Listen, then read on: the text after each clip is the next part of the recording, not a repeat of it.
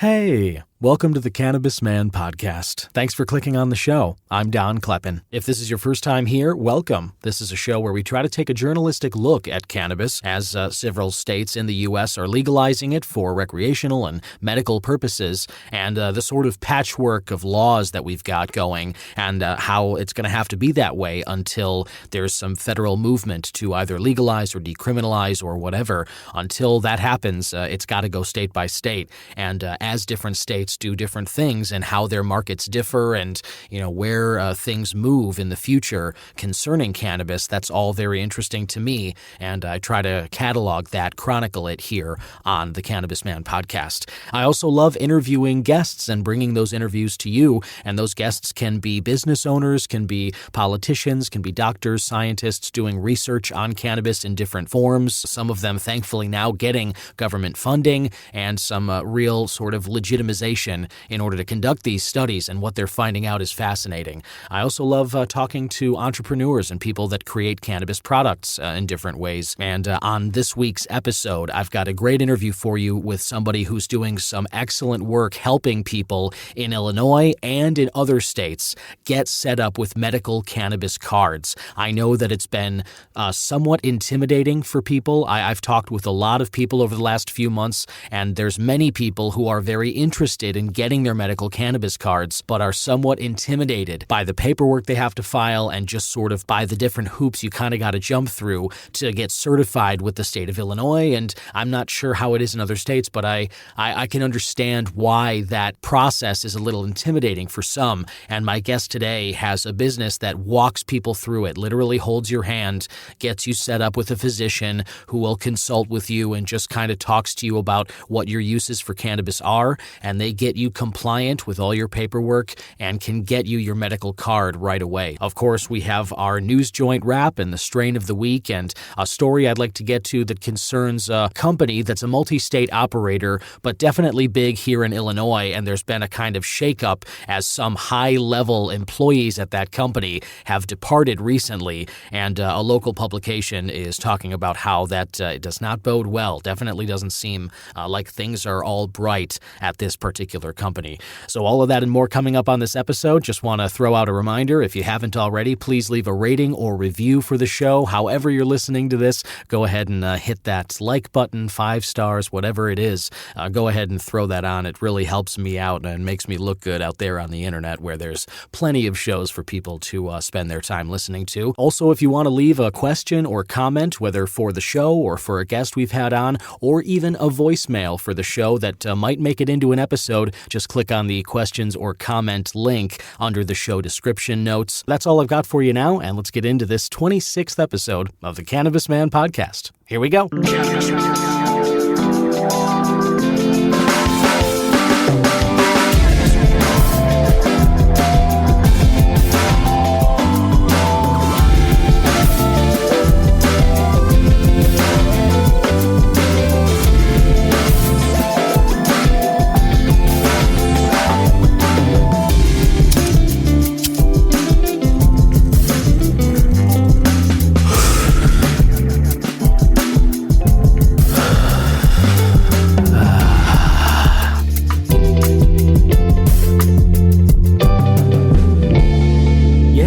Now that we're into the show properly, I'll share with you my strain of the week. I love starting my days, listener, with cannabis and coffee. Something about that combination just really puts me in a great state of mind, kind of gets the creative juices flowing, and whatever I'm working on feels like it gives me a little boost there. But I've been recording these episodes, at least some parts of them, at night the last few weeks. And so admittedly, my cannabis companion right now is some tequila, Tres Agaves Blanco tequila.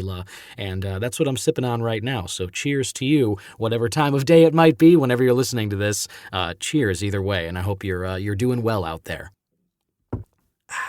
And the Cannabis strain, as I'm sure you're interested in, is a sativa, which I'm most partial to, and it is the Super Silver Haze strain from Bedford Grow. You may remember Matt Ross of Bedford Grow, Director of Cultivation, whom I interviewed on my first episode of the show. Bedford Grow is an excellent cannabis company. Every experience that I've had with their product, every person I've talked to involved with the company, I have another interview with some other employees there that I'm going to be publishing very soon, and I look forward to sharing it. But I think what their company's doing in terms of their approach to growing and how they keep everything in-house and local, I love their approach to growing cannabis and distributing it, and it shows in their product. Everything that I have tried from them, it is fresh when you crack the seal, it is sticky, it is still, the harvest date is never too far from when I've bought it, and I just love what Bedford Grow is doing. And Super Silver Haze is in that same vein. This sativa effects are reported as creativity,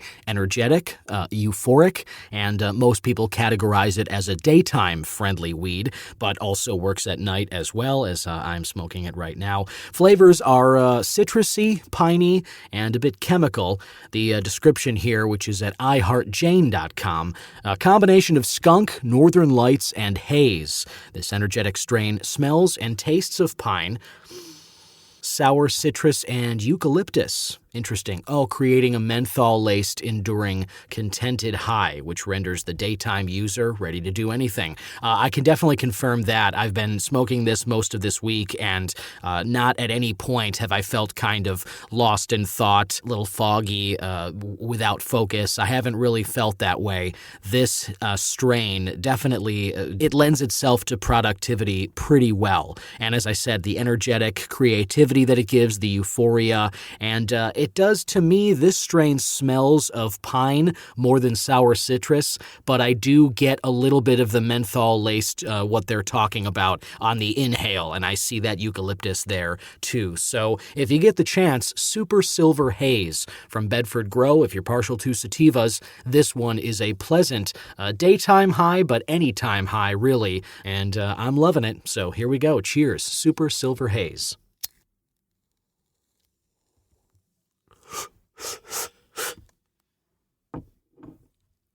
Whoa, just had to wash that one down with a little tequila. Very helpful.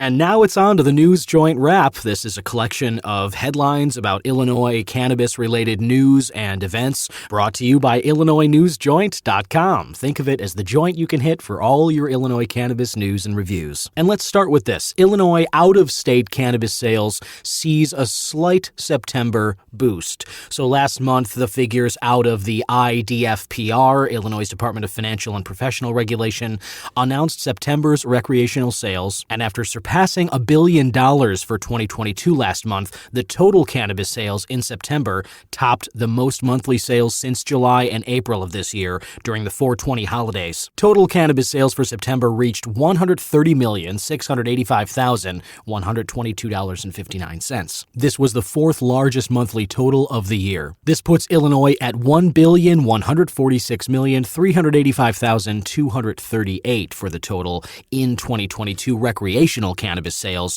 and the out-of-state residents sales totals for September reached $41,184,007. This is a slight jump from similar monthly totals in March and April. In-state residents totals for September, $89,501,115. That was a bit of a drop from similar totals in March and April. Illinois sold a total of 3,092,880 cannabis items in September. The state's well on its way to topping last year's totals of 1,379,088,278.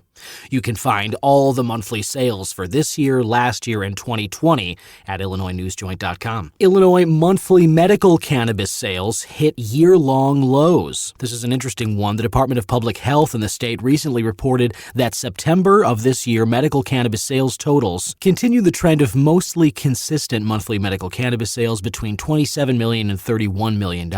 September medical cannabis sales again landed in the lower end at $28,055,726.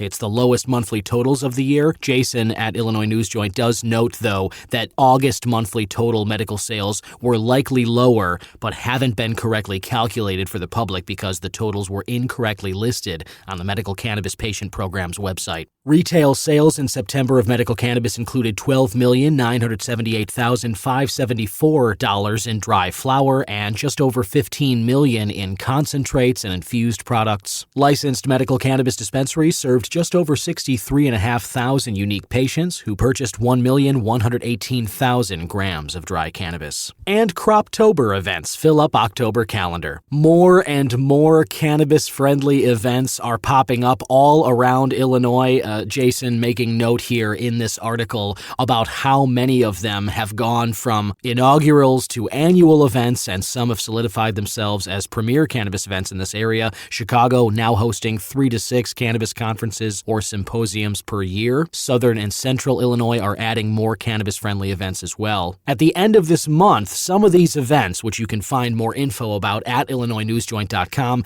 include the Illinois Women in Cannabis Annual Fall Harvest Celebration, Higher Harvest Second Annual Croptoberfest, Koala Glass Pumpkin Bash, Creations Halloween Part, Otto's Nightmare on Elm Street, Homegrown Supplies Croptoberfest, and more. You can find more information about those events at the events page and check out all those articles and more about news of Illinois cannabis at IllinoisNewsJoint.com. Listener, my guest today is doing yeoman's work. He is really working very hard and doing some excellent work to help people all across the U.S. in several different states now get set up with their medical cannabis cards in the states that allow them to. He formed Compassionate Clinics of America since about 2017-ish. That company has been moving along the ladder of legal medical cannabis in the U.S. and, as I said, really just kind of helping patients get all the paperwork they need together and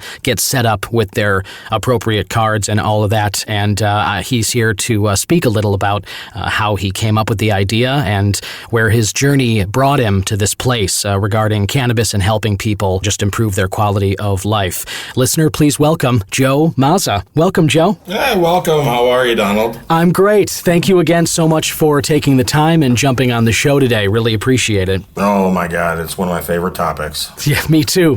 Right on. So let's talk about cannabis then. On the site here, it mentions, and the site being mycompassionateclinic.com. Listener, if you want to check this out, but there's a little about section, and I'm just kind of looking at it. Joe, it says here that you were a longtime hockey player, and that cannabis kind of was introduced to you as a way of helping combat some of the results of the injuries that you'd had. Tell us a little about kind of how cannabis came into your life and how you started using it. Well, yeah, I mean, cannabis has always been, I guess, in the background, not something that I was using medically at the time, but recreationally, and this is pre-legalization, pre-medical program. But in doing a lot of research, I found that I took quite a few bumps and bruises, a lot of bumps to the head, and quite a few concussions throughout my hockey career, and it really has helped me, be able to maintain my focus. Helps me, with the pain that I feel on a day-to-day basis, whether it be my shoulders, my knees, wrists, hands, ankles. It doesn't matter. Whatever the pain is, it is there. And cannabis has been a great success for me, relative to, just kind of that traumatic brain injury and lots of post-concussive syndrome and things like that from just getting knocked around a lot. Yeah, absolutely. And I've spoken with another former hockey player on the show as well, and he mentioned very similar symptoms as well, post-traumatic brain injury, and how certain trichomes of CBD and some other helping treatments was able to really bring the brain health back. And it's great that you were, it sounds like, able to kind of help yourself in that regard as well. I just think there's so many ways that cannabis can improve people's, quality of life, and things like recovering from trauma, and just dealing with the pain of old injuries and stuff, it seems like cannabis is just a great fit for that. So it makes sense that you were using it in your own life, recreationally and then sort of medicinally. At what point did you sort of think to yourself, this is something that I can bring to others? This is something I got to share with people. So, yeah, right around the end of 2016, coming into 2017, when the medical program was really launched in Illinois, is really when I decided that, I'm going to leave my career as, working in the travel industry as a tech consultant or as, chief technology officer. Mm-hmm. And I found such great success with medical cannabis that I wanted to share it with everybody. And being fortunate enough, my family had some commercial property, office buildings that had some vacant space. Nice. That allowed us to kind of find the right spot for us. And it was in a medical building. So I went and I started talking to some of the physicians in the building and asking them what they knew about medical cannabis and, do they recommend it? Do they not recommend it? What are their thoughts? And really what I found was that there was no education in modern medicine about the endocannabinoid system, about the entourage effect, just even about cannabis in general. Right. And we can thank our lovely government for that. But as I often do on the show. Absolutely. Yep.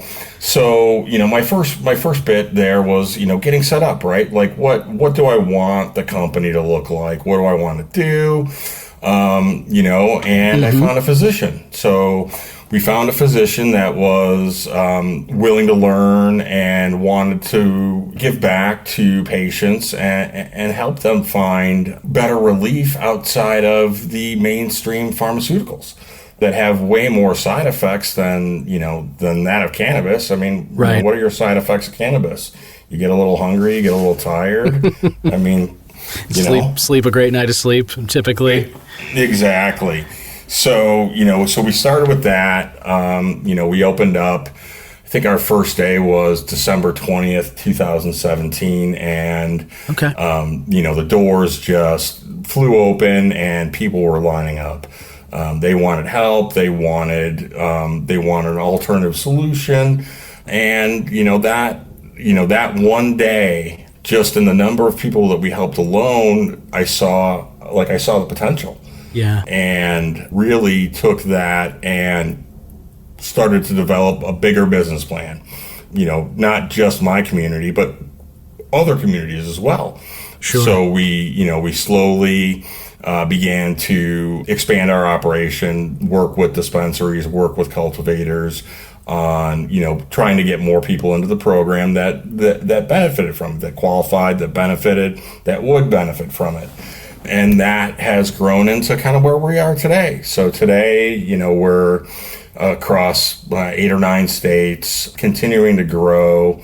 We've got 6, 7 physicians that are all multi-state certified, so they can see patients in any one of the states that we operate in. Right, which is awesome. And let me say, as you mentioned, you do have multiple states besides just Illinois right now. On the homepage of the website, you've kind of got Illinois, Missouri, Oklahoma, Pennsylvania listed there. And what I'm curious about, which is really exciting, by the way, because you mentioned before when you were going through the story there about how many people were lining up that first day.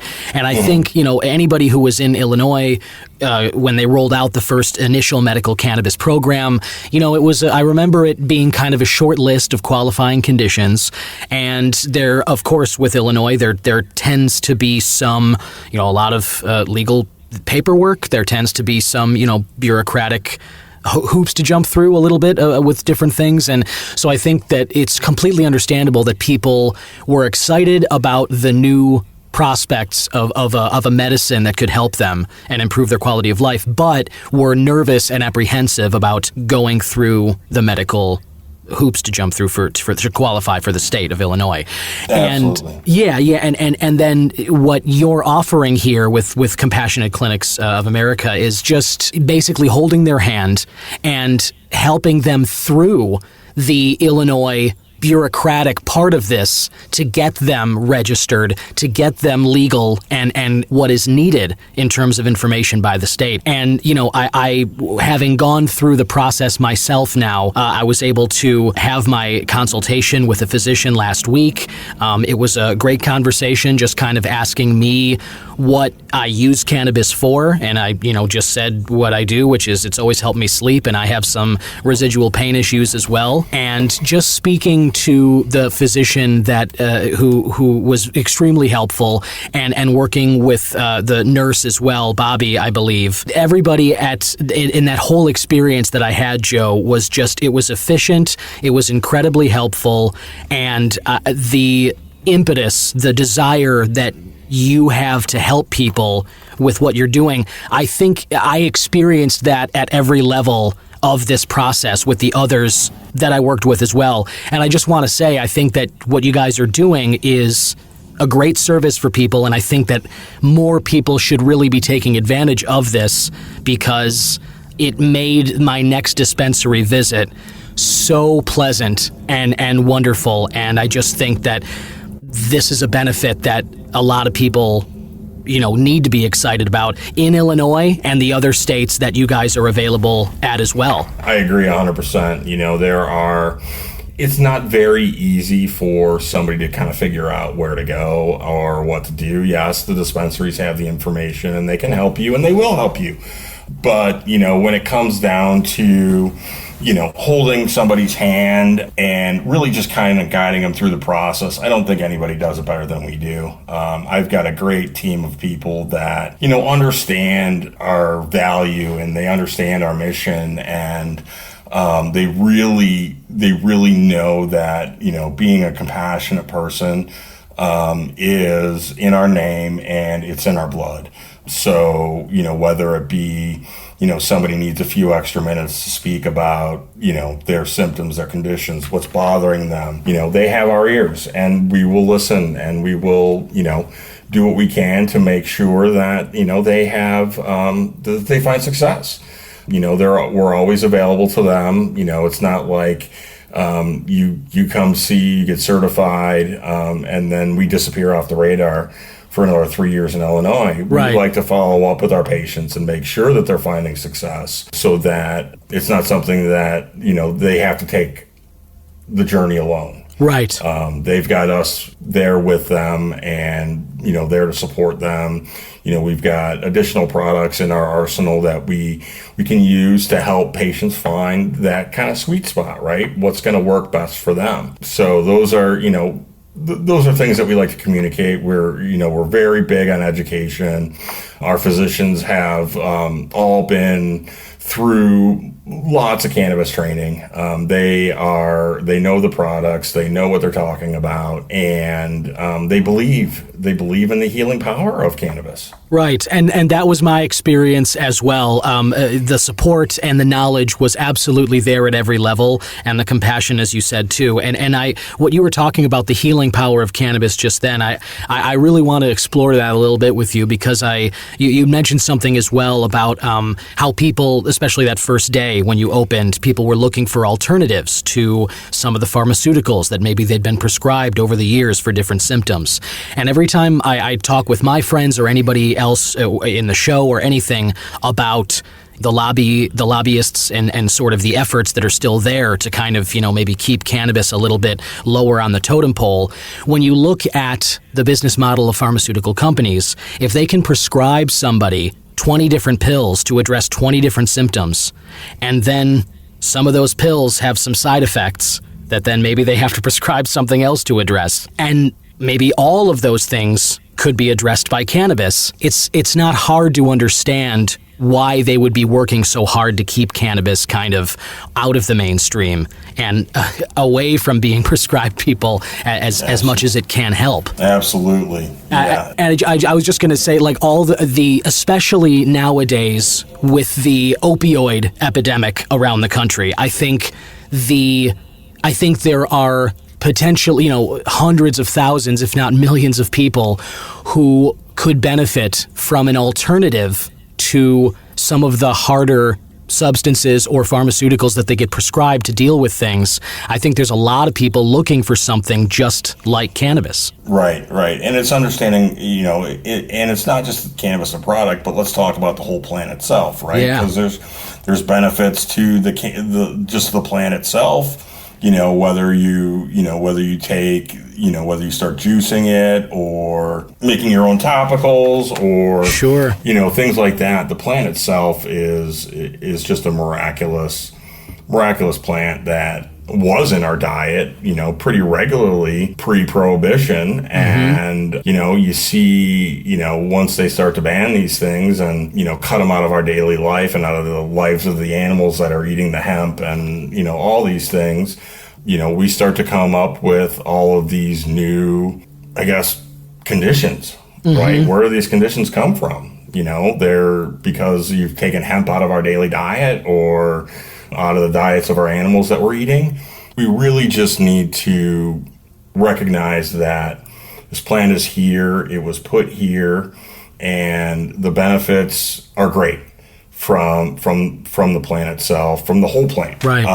Not just the decarboxylated, cannabinoids that you're inhaling or ingesting or things like that. You don't have to have that high effect, right? Depending on your symptom or condition, you would benefit potentially from maybe even a higher CBD dose than a THC dose. Absolutely, right. And it's interesting you say that too. I've spoken with people who've done different studies about testing cannabis people and the symptoms they feel and looking what the benefits are, blah blah. And it's funny to kind of hear some of the reports back where some of the test subjects reported feeling they enjoyed the benefits of the CBD, for instance, but sort of felt like the THC, just that slight intoxication of it, the feeling of being high, that was a negative for them because they just didn't want that feeling. They weren't seeking it out.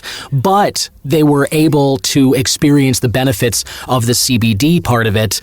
And I just think it's so fascinating. You mentioned the entourage effect before with cannabis, and that I'm constantly fascinated by that because this plant, as you were just saying, it's many multifaceted, and there's a lot of benefits to it. And you can't really even break them apart. There's hundreds of different compounds working together in different cannabis plants, and people over the years have tried to isolate those effects or symptoms from them and remove, let's say, one compound from the hundreds working together, and it seems like they're unable to mimic the desired effect. And it's insinuating that it must work together like an entourage in order to kind of produce the desired effects that people are chasing. No? Right. And and you can still combine the THC with the CBD. You just change the varying dosages or the amounts of each, to get your desired effect. Certainly, right. Also depending upon the type of condition, right? Some conditions would benefit from a tincture or an RSO oil. Some might even benefit better from like a cannabis suppository.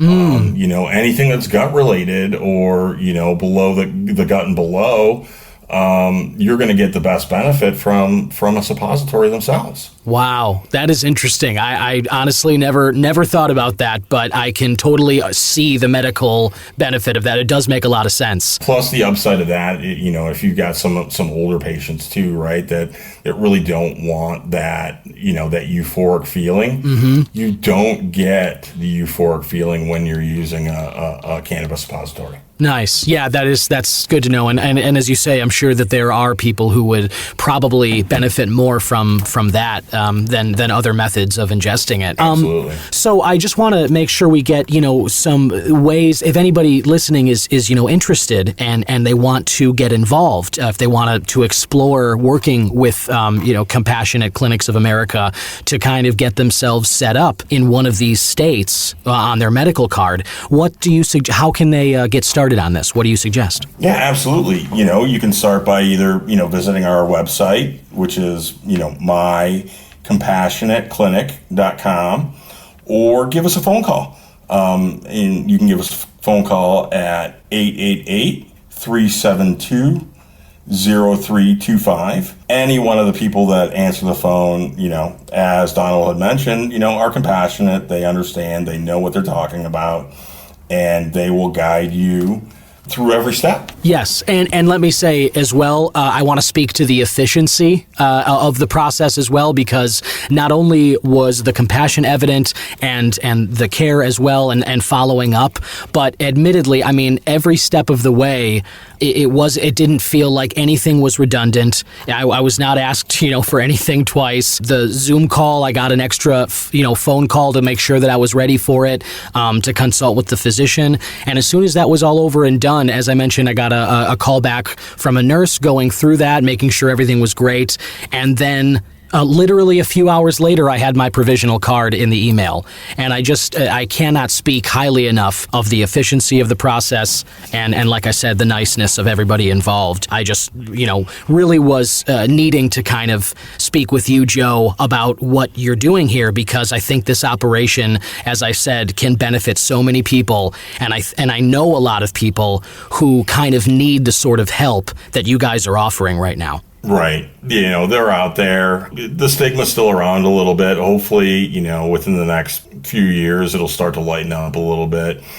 People don't, like to really talk about cannabis. I don't have a problem. I'll bring it up. I'll talk with anybody about it. Right, which I appreciate. And believe me, I feel you on that thing. I mean, that's a big part of why I wanted to do the show, too, and why it's called Cannabis Man instead of, Marijuana Buddy. Because even the word itself, as I've said in episodes past, it's just baked with all those negative connotations of the reefer madness and the war on drugs. All of that is just right there in the word marijuana. And I think cannabis is more neutral. It doesn't have that baggage. And it also is more encompassing of the multiple products that are available and stuff like that. And I feel as you do, I mean, it can be frustrating to kind of go up against the stigma, 70, 80 years of bad branding, it's tough to go against, but we are seeing in more and more studies come out every week where the approval rating across the country for legalizing is higher and higher.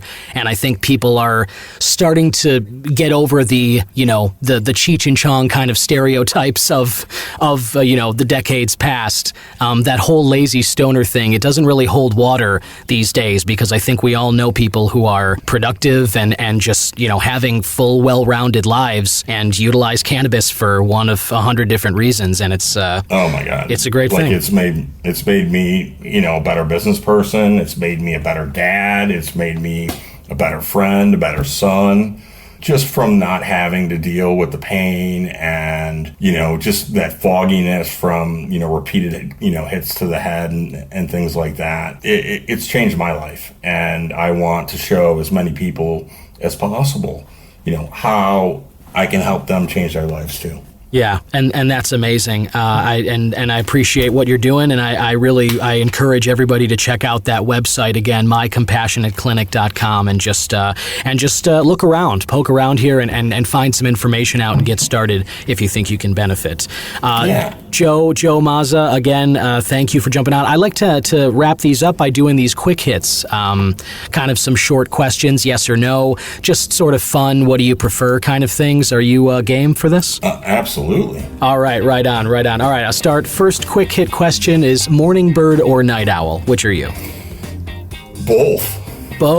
Yeah, right on. I bet. I'm sure with the business, and just doing personal stuff, I'm sure you're probably up at all hours of the day. Yeah, and I tend to get up, relatively early in the morning. Now, I'm not fully functioning that early in the morning, but, but I can go late at night too. So it all depends on what my schedule is.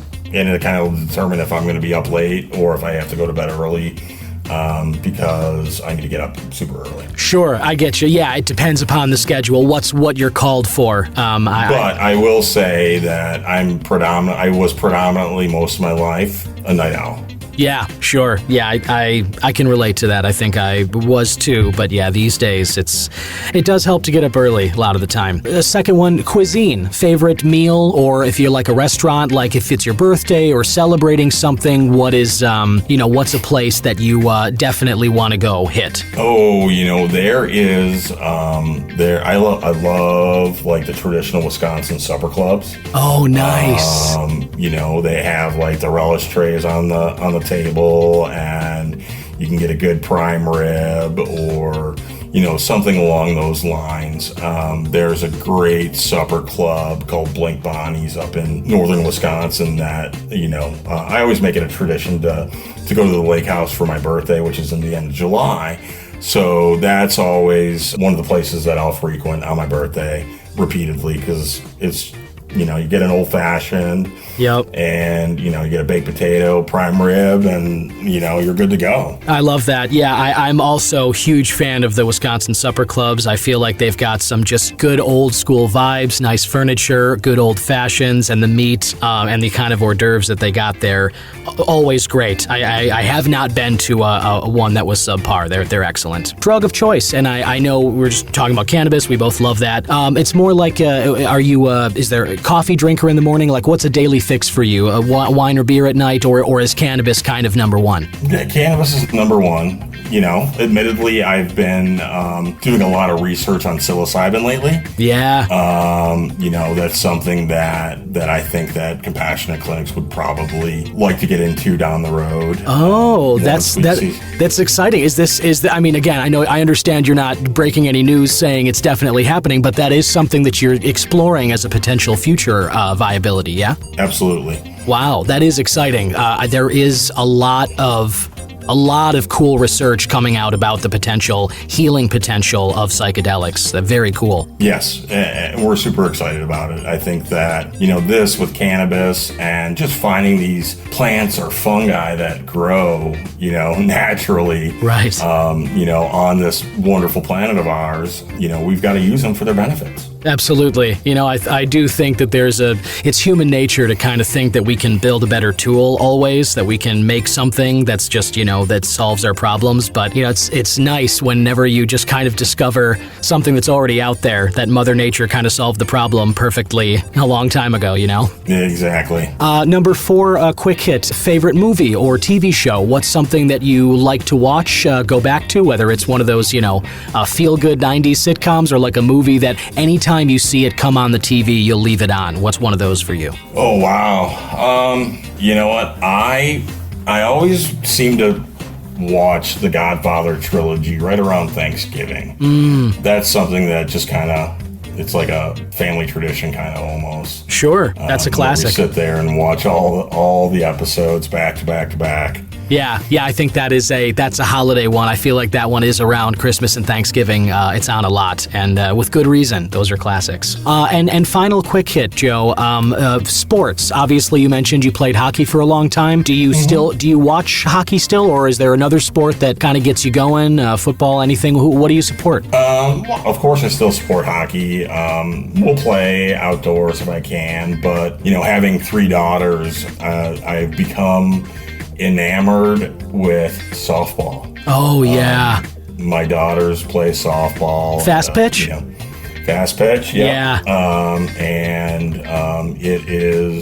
It's part of our daily life now.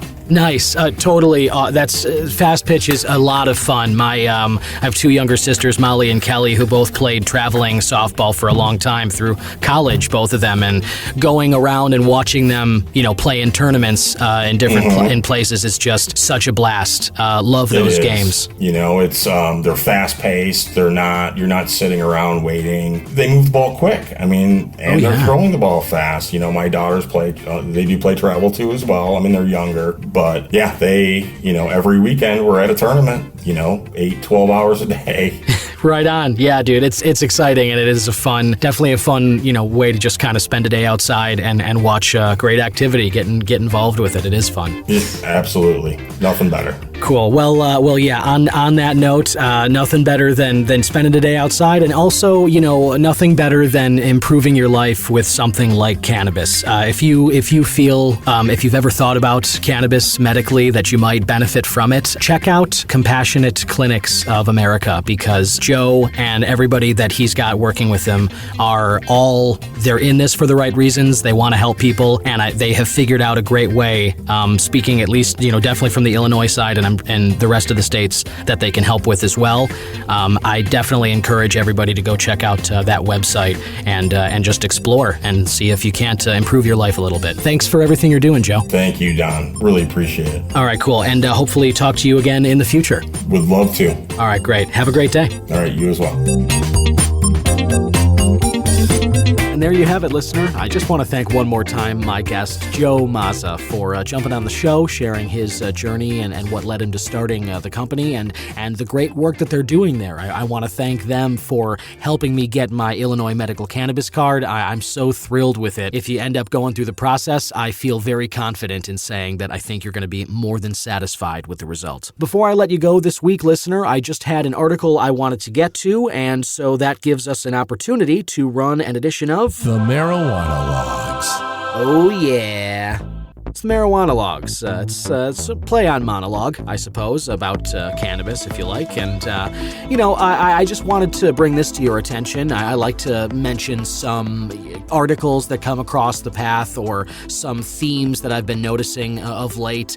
And one here, this is an article from Crane's Chicago Business at chicagobusiness.com. I like a lot of the reporting that they do. It's not super in-depth regarding cannabis, certainly, but they do some great business reporting, and there's some pretty good scoops on there. If you have the ability to go there and get a subscription, it's worth it, I think. John Pletz wrote this one. It was published October 10th, and the headline is "More on the Exodus from the Top at Green Thumb Industries."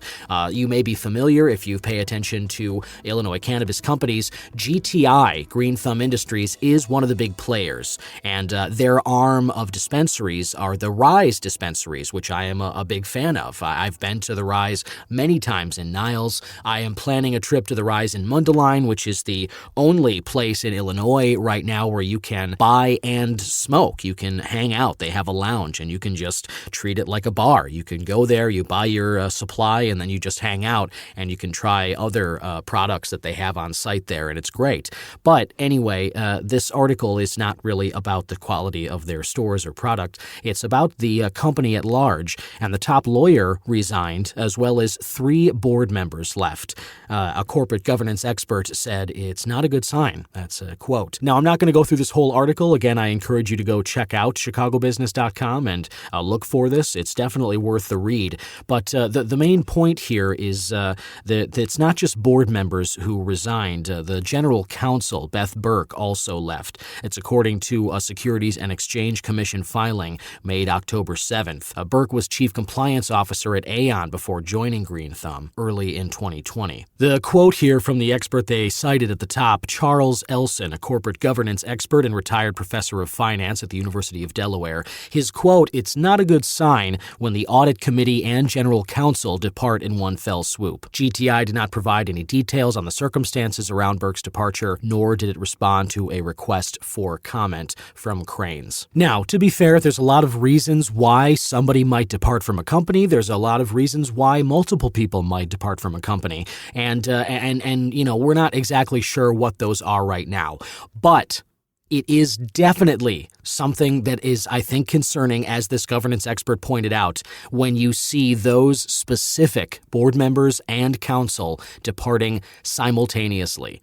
In the resignation letter, the 3 board members cited material differences with company management. Whatever that pertains to, whatever it has to do with, there are 4 top-level employees just fled Green Thumb Industries. And it definitely begs the question of what is going on there. and it's something worth paying attention to. I'm going to reach out to some of the people mentioned in this and try and get some of them on the show and see if I can't get a little more insight as to what's happened at GTI. But if you notice anything at any Rise dispensaries, listeners, in terms of drop-off in quality, maybe some rumblings from the bud tenders or anything to that effect, definitely let me know on the show social pages or reach out. Just click that questions or comment link in the show description notes and just leave a note there, because I definitely want to know what's going on out there. And this is the kind of thing that sort of might be indicative of something just concerning. So let's just keep an eye out for it. I certainly will,